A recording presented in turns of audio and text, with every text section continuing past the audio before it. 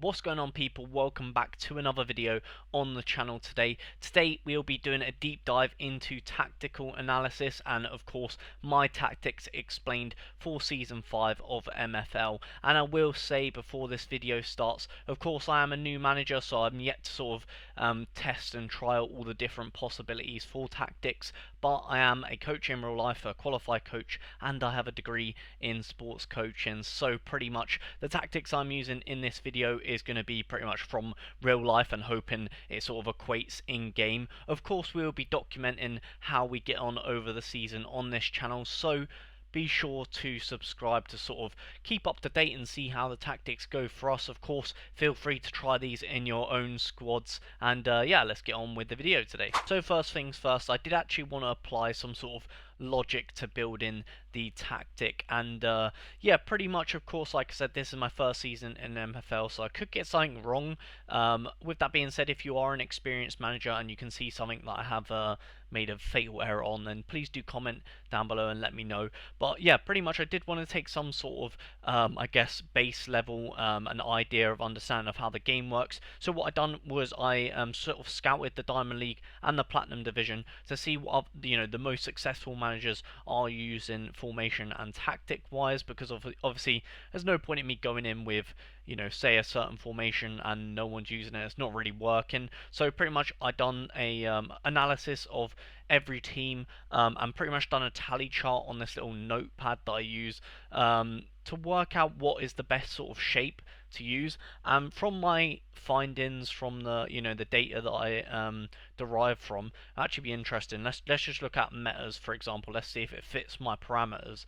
But yeah, pretty much, yeah, it actually does. So pretty much the thing that I learned, my takeaway point, actually both managers are using these, is what I learned is, generally speaking, there's actually a lot of formations being used in the top league, but nearly all of them have, or all of the successful ones have the same thing, and that is four at the back and two strikers.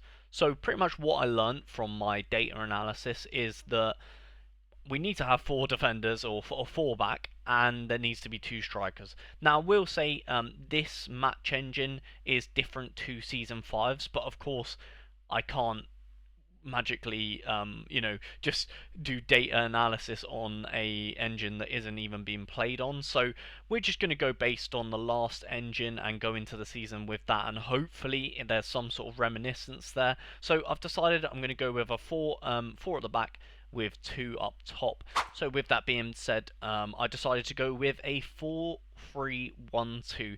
Now I will say of course yet to actually sign the players and build the squad, which will be my next video on the channel, but I did just want to take you guys through sort of the tactic and show you guys my thought process and what I'm going to be doing pretty much ahead of, or in season 5, should we say. So I'm going to have a 4-3-1-2, and you can see that it's I pretty much just wrote a little bit here, so you guys can feel free to read. I'll actually zoom in a little bit better so you can see it on video. But yeah, a formation that focuses on a balanced midfield, attacking fullbacks, strong central attacking midfielder, so the cam is pretty much a very vital role, and yeah, links, because obviously that will be linking the midfield and attack, and really emphasise on the midfielders pressing quite high up, trying to win the ball back on the, and then create a counter attack almost, and yeah, defending the centre of the pitch is the main thing we were going for. So you can see in the in possession we have gone with a very narrow attacking width, because of course we don't have wingers, we want to focus on the centre of the pitch. I don't want it to be too direct, so I've actually went with sort of the opposite of direct and being very controlled. That's just to create like more passes and things like that between the players, because obviously they'll be quite compact, it'll be quite focusing central down the middle of the pitch. I want there to be like lots of short passes kind of thing. So I think directness would help with that. I put it on balance because we don't really want to prioritise a flank as such, so I just put that on balance. I put on less long shots because I'm assuming the majority of the players I pick up, because we're only in the Spark division, are not going to be that good at shooting, therefore I want them to be taking shots at a good range, good opportunity to be scoring. Crossing, again, we don't really have wingers, so cross left often kind of makes sense there. And then dribbling, I've gone with dribbling more often because we're going to encourage our midfielders and especially our cam to be more creative. And yeah, so pretty much, I think that pretty much speaks for itself in the attacking in possession stuff. Out of possession, we're going to be very high up. Now this means that we do need to get some quick players to recover if we do lose. Sort of, yeah, I guess if we lose possession quickly, we're going to be exposed pretty much on a counter attack. But the whole point of the tactic is to actually do that to the opponent. So catch them high up on the field and be able to turn over the play quickly and score a good counter-attacking opportunity. Of course, like I stated just at the start, it's going to be a tight block. So you can see with the compactness here, very tight knit pack. And yeah, so the press, of course, we're going to be triggered more often because that's the whole point of the tactic. Very aggressive.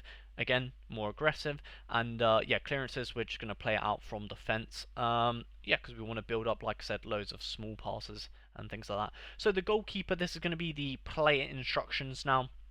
The goalkeeper, I'm going to have him to be direct, so that means as soon as he picks up the ball, he's just going to play it straight away. And again, this fits into the counter-attack stuff. If he wins it from a corner, free kick, whatever, boom, direct, quick, let's go. Again, play out from defense, same thing. So let's be quick, counter-attack, and hopefully have a man advantage on the counter. I will say as well, the people that are used here. Of course, these aren't actually my players. These are players that I used in the cup.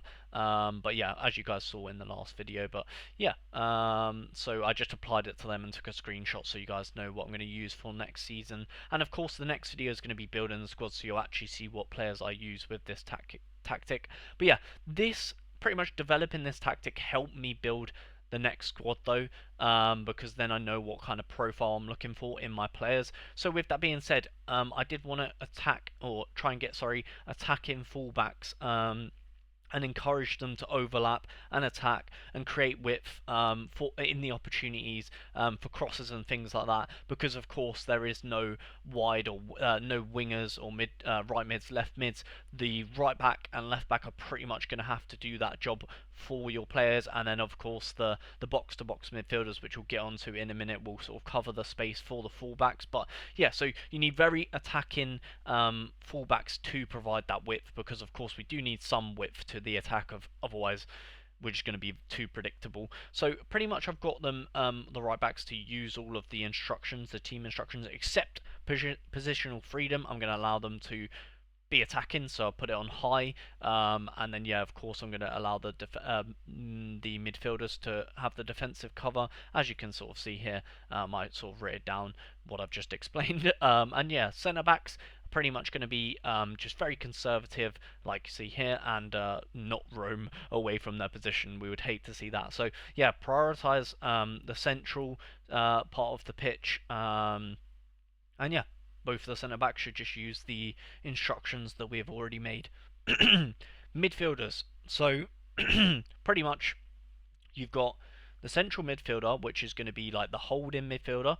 You can see here, pretty much very defensive minded, just going to sit in front of the defence, and play the ball forward, and yeah, sort of cover off for the fullback when they go on the attack. Then we have two box-to-box midfielders either side, which are going to be very versatile. They need to be good at attacking, good at defending, and just box-to-box. Pretty much like your Bruno G in real life, your Tonali's, your Joelinton, that sort of midfield. I'm planning it, of course, on the Newcastle midfield there. Where you have your Bruno G and then your box-to-box, just doing attack and defense, everything that needs to be done. So we're going to really try and target midfielders that are great at quick on the transition and very aggressive and press quite high up. And pretty much we're going to use the midfield and the attack to be very aggressive in the press. So they need to be pretty much very well rounded for the two centre mids, and then the DM just has to be good at defending really, and passing and that sort of stuff.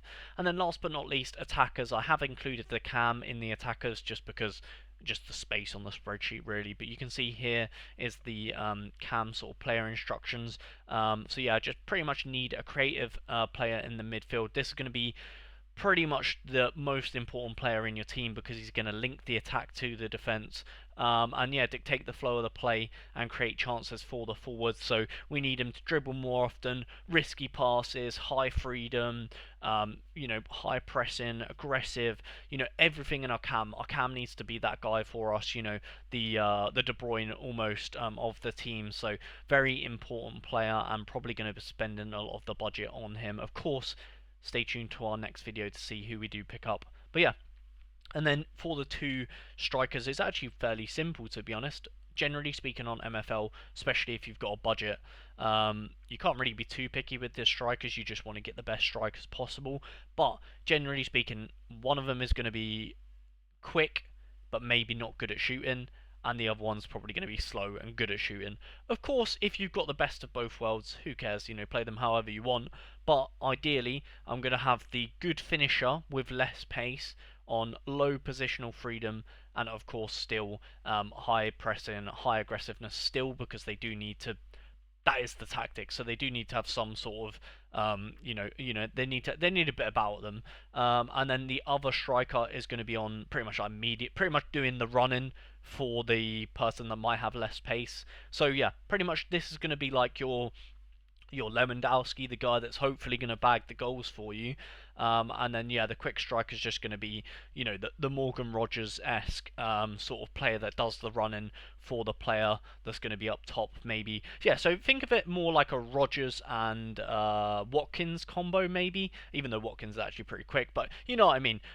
So, yeah, you're going to have like a Rogers that is kind of, quick, going to be everywhere, sort of fluid in the play, helping the build-up, and then the Watkins that's going to stay up top and score the goals, which, of course, every position on the field is important, as every position is important. So yeah, I've really tried to focus on every individual instructions here. Of course, a lot of them are on use team instructions. I don't know if that's the best thing. I might still change it. Like I said, we will be documenting our journey pretty much throughout the season on the channel, so stay tuned. We might change a couple of these, but yeah, this is our preliminary tactics going into the season. So there you have it then, boys. There is our tactics going into Season 5. Of course, if you boys do spot any errors, then do let me know in the comments down below. I do really appreciate all the support on the channel. Of course, this is a new one, so please do subscribe. Like if you are, if you like the video or took anything away from it. And yeah, please subscribe. We need them. And we'll catch you guys in a future video. Peace.